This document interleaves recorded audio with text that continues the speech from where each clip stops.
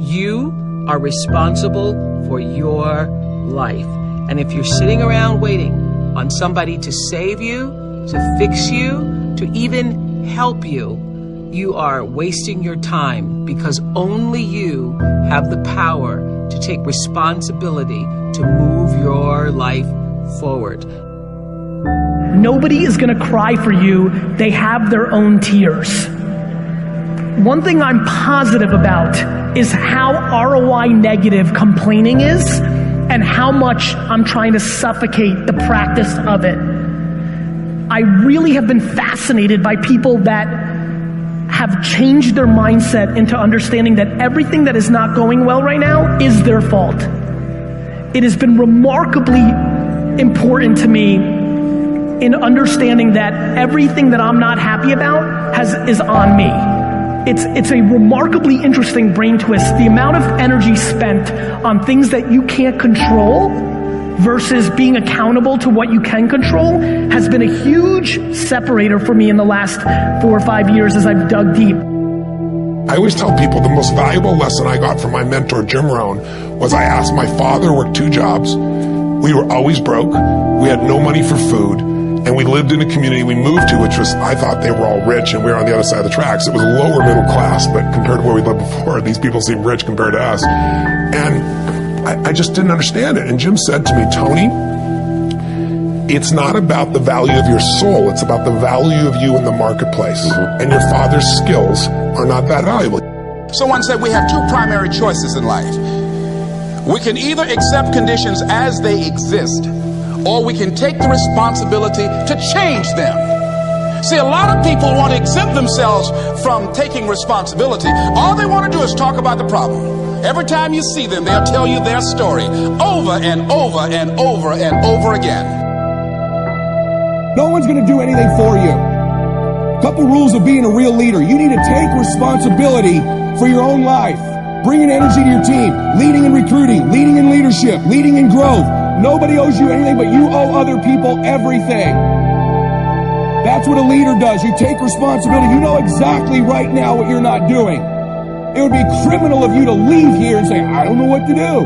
You know exactly what you're afraid of. You know exactly what you've been avoiding, and you got to make a decision to change it. You know exactly what it is. Don't BS anybody. You know what you need to do different. You know the changes you need to make.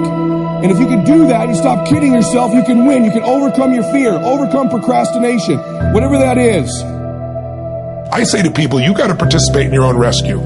You've got to retool yourself. There are no skill sets in community colleges today, for the most part, that are going to prepare you for the economy or a job that's there. So what is that going to do? You're just going to waste more money, more time. We need to retool ourselves. The government's not going to do it for you. And even when you're struggling, even when you're discouraged, and you feel like other people have given up on you, don't ever give up on yourself. Right now, between me and the person I want to be, between you and the person you want to be, there is a gap of skill set, and that's it. But once you know your mission, and once you believe that you can accomplish anything you set your mind to, then you can do the extraordinary. Now for me, getting out of that space of being lost, of not knowing what I wanted to do with my life, it all came down to needing to earn credibility with myself in very small incremental ways. And I knew if I was going to accomplish anything in my life, I was going to have to get control of my mind. Now ironically, there's 2 ways to get control of your mind. Way number 1 is directly going to the mind, which can be very scary, can be very daunting, very ethereal. It's ephemeral, it's hard to grab onto, it's hard to touch. But way number 2 is through the body. And so I decided that my kung fu was going to be to get very good at developing my body. And in that process, I was going to learn about nutrition, which would allow me to help my mom and my sister. In that process, I was going to earn credibility with myself. And earning credibility with yourself is so important. Do it in micro ways. For me, just showing up to the gym every day was a micro victory. I said I was going to do it, and I did it. Now you have to understand, I hate working out. So for all of you crazy people that get an endorphin rush from running, I hate you all. Running for me is like being stuffed into a meat grinder. There is absolutely nothing pleasurable about it whatsoever. So whatever neurological thing you guys get that you've been blessed with, I have not been blessed with that. So for me, showing up at the gym sucks. Eating a bowl of ice cream is awesome. And so getting to a better place for me was a totally different journey. Thank you. And what that was just showing up every day and putting in the work. It was reading about human metabolism and understanding how what I eat impacts my body. It was earning a little bit of discipline every day, knowing that, well, I did it yesterday, I can do it again today. It was not eating something that I wanted to eat. And most importantly, and if you're taking notes, write this down, it was about changing my identity. Because at the end of the day, identity and values drive behavior. Identity and values drive behavior. So if you want to make a change, you have to change your vision of who you are. You have to begin telling yourself a different narrative.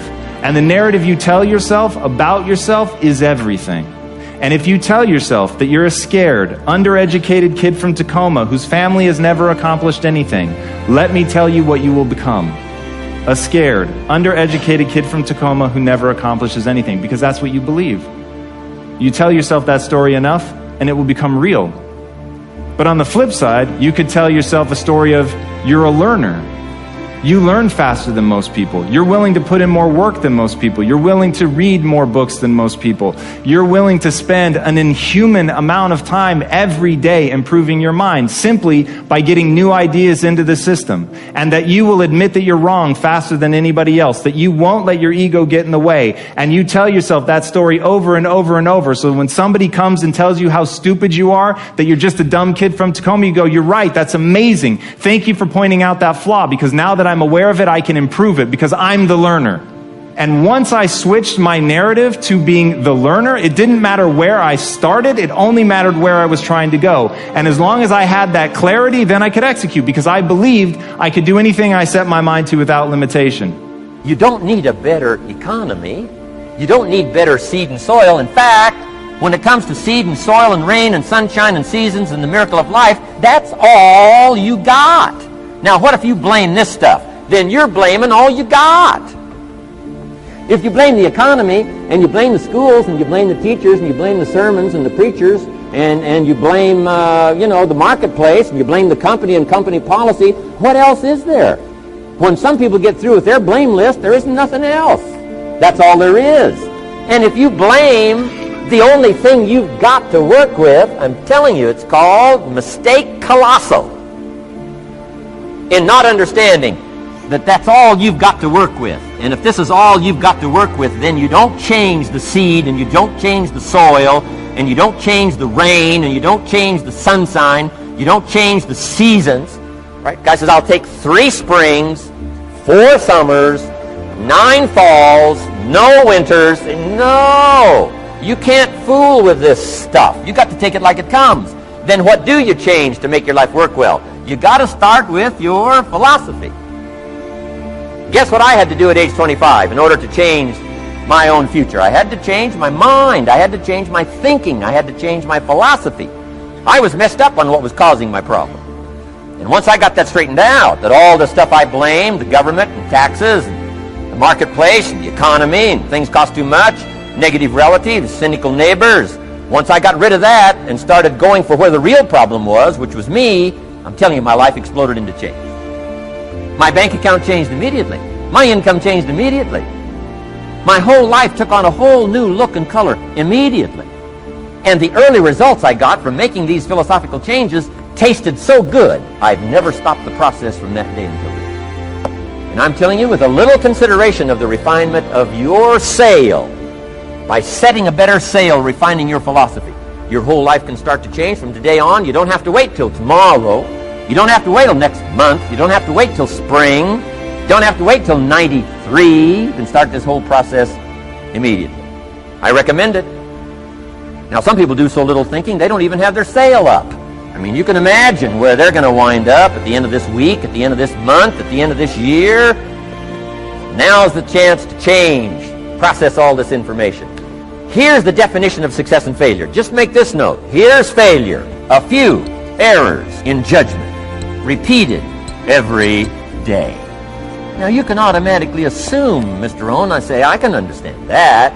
A few errors in judgment repeated every day. For 6 years, my father, 88 years old, he's never been ill, still hasn't retired.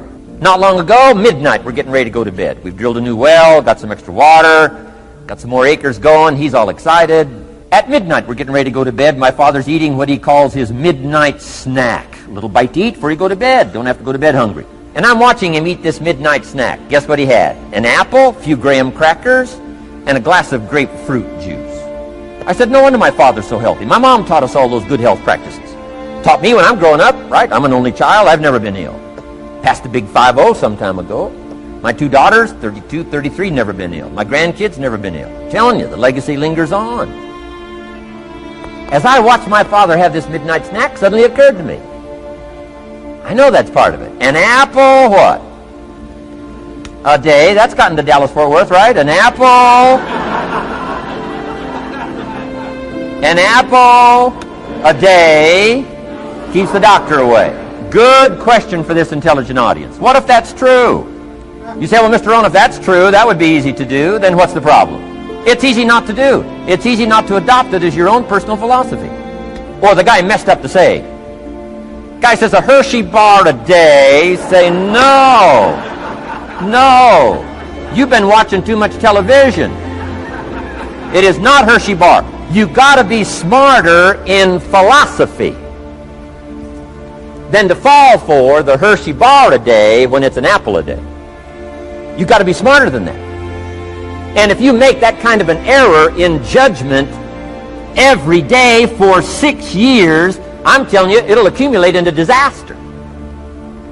Sometimes the first year you say, well, you know, I'm so healthy now, what difference is it going to make? You got to be smarter than that. Just because disaster doesn't fall on us at the end of the first day doesn't mean disaster isn't coming.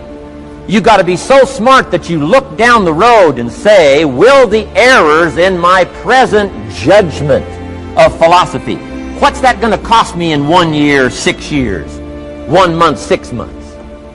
I'm telling you, the money cost and the health cost and the success cost is too gigantic if you look down the road a little ways and say, are there errors in my current judgment like an apple versus a Hershey bar? Is that just a good illustration of some of the rest of my errors in judgment? If it is, that's where I found myself at age 25. I started working when I was 19. I met my teacher who helped turn my life around when I was 25. That's 6 years. At the end of the first 6 years of my economic life, I've got pennies in my pocket. I've got nothing in the bank. The creditors are calling saying, hey, you told us the check was in the mail. I'm embarrassed. I'm behind on my promises. I live in America. I'm 25-year-old American male. I got a nice family, every reason to do well. And I'm messed up. Now, what's messed up? I used to think it was the community that was messed up, and the country was messed up, and the government was messed up. If those Democrats ever get in the White House, that'll really mess things up. If the Republicans stay in power, that'll really mess things up. The economy was messed up. Interest rates are messed up. I thought all this stuff was messed up. Then I found out that's not what was messed up. I was criticizing the only thing I had to work with. What was really messed up was my own personal philosophy. My own errors in judgment in my own personal philosophy brought me in 6 years to pennies in my pocket, nothing in the bank, and trying to explain why I wasn't doing well, living in America, 25-year-old American male, got a family, every reason to do well. Now, once I understood this, here's the formula for failure: errors in judgment, being lax about developing your own personal philosophy. I'm telling you, it's called accumulated disaster.